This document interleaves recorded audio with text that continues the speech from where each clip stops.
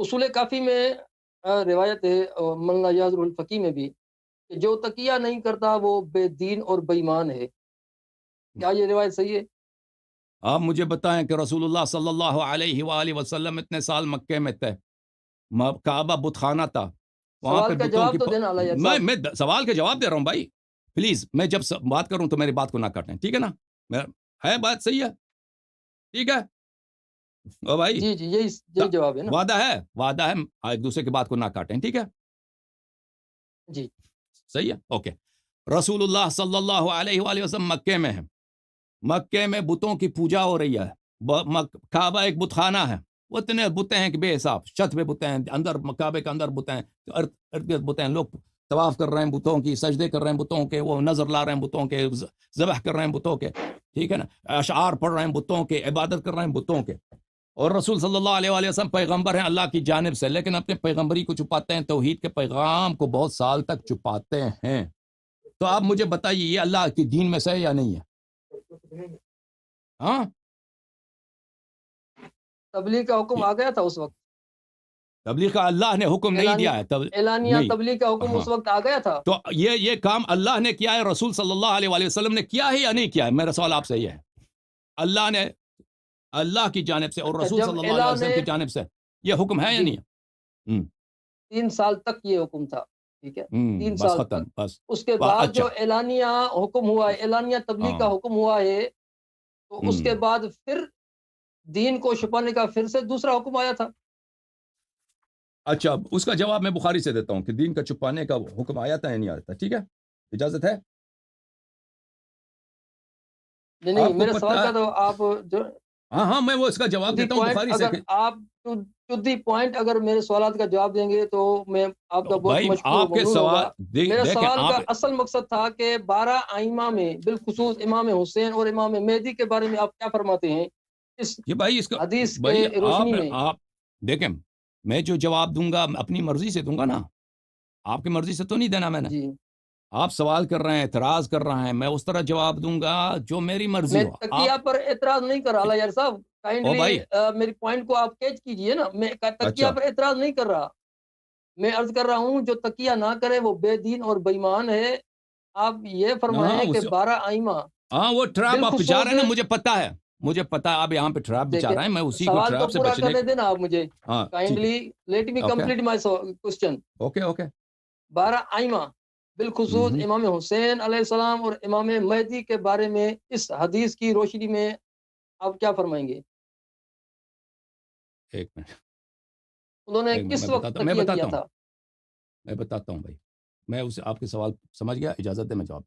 میں کتاب بخاری سے ایک حدیث دکھاتا ہوں، پھر آپ کے سوال کا جواب امام حسین علیہ السلام اور امام مہدی علیہ السلام کے متعلق بتاتا ہوں، اور اچھی طرح سے بتاؤں گا، اجازت دیں میں بتاتا ہوں. ابھی تقیہ کے متعلق یہ لوگ بہت تانے وانے کرتے ہیں شیعہ قوم پر. ملاحظہ فرمائیے، ایک تو رسول اللہ صلی اللہ علیہ وسلم کا تقیہ ہے 3 سال جو شروع بعثت میں ہے، وہ تو سب لوگ ہی جانتے ہیں، اس کا کوئی انکار ہی نہیں ہے. پھر یہ ملاحظہ فرمائیے، یہ کتاب ہے بخاری، یہاں پہ صفحہ نمبر 50 میں، ٹھیک ہے، حدیث نمبر 129 ہے.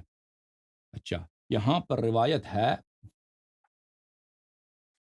قال علی ابن الزبیر كانت عائشہ، بلے عائشہ نے کہتی ہیں کہ قال النبی صلی اللہ علیہ وآلہ، نبی صلی اللہ علیہ وآلہ وسلم نے فرمایا، یا عائشہ لولا قومك حدیث احدهم، قال ابن الزبیر بکفر، فرمایا کہ یا اے عائشہ اگر تیرے قوم یعنی قریش عرب یہ تازہ مسلمان نہ ہوتے، یعنی یہ حدیث العہد کفر کے ساتھ حدیث العہد ہے، ابھی مسلمان ہوئے، لنقضت الکعبہ، میں کعبہ کو گرا دیتا، فجعلت لها بابین، اور کعبہ کے 2 دروازے بناتا. اچھا، تو یہ نبی کریم صلی اللہ علیہ وسلم کا واضح تقیہ ہے اپنے مسلمان اپنے صحابہ سے، حالانکہ نبی کریم صلی اللہ علیہ وسلم کو کوئی قتل نہیں کرتا. اگر وہ کعبہ کو توڑتے بھی تو ایسے لوگ نہیں تھے کہ وہ، لیکن وہ بری باتیں کہتے ہیں، بے احترامی کرتے، شاید کچھ یا سامنے شاید بھی کچھ نہیں کہتے، ان کے پیٹھ کے پیچھے کچھ جملے کہتے، ٹھیک ہے نا. تو یہ اگر نبی کریم صلی اللہ علیہ وسلم کے لیے تقیہ جائز ہے تو اہل بیت علیہ السلام کے لیے بھی تقیہ جائز ہے. امام حسین علیہ السلام کی حالت کیا تھی؟ امام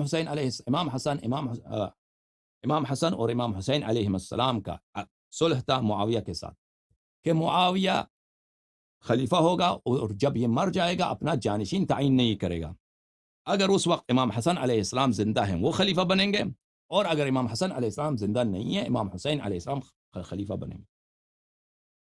جب معاویہ مر گیا تو مرنے سے بہت عرصہ پہلے اس نے بیعت لینا شروع کیا تھا یزید کے لیے، اور یزید کے لیے بہت سارے صحابہ نے حیات معاویہ میں انہوں نے بیعت کیا تھا.